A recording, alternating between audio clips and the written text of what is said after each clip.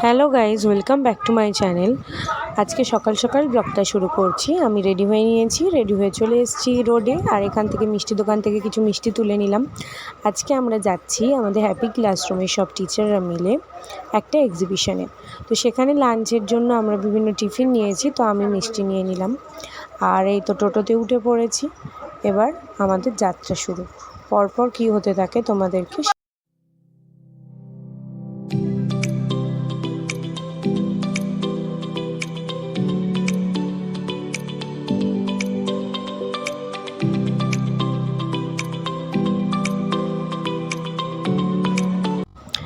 আমরা স্টেশনে পৌঁছে গেছি। আর স্টেশনে এসেই অপেক্ষা করছি কখন ট্রেন আসবে।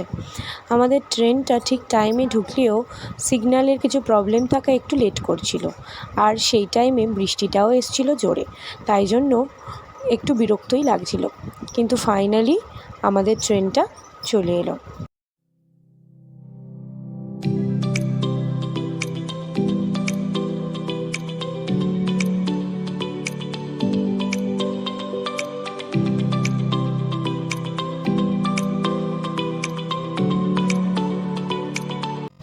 ট্রেনে উঠে পড়লাম।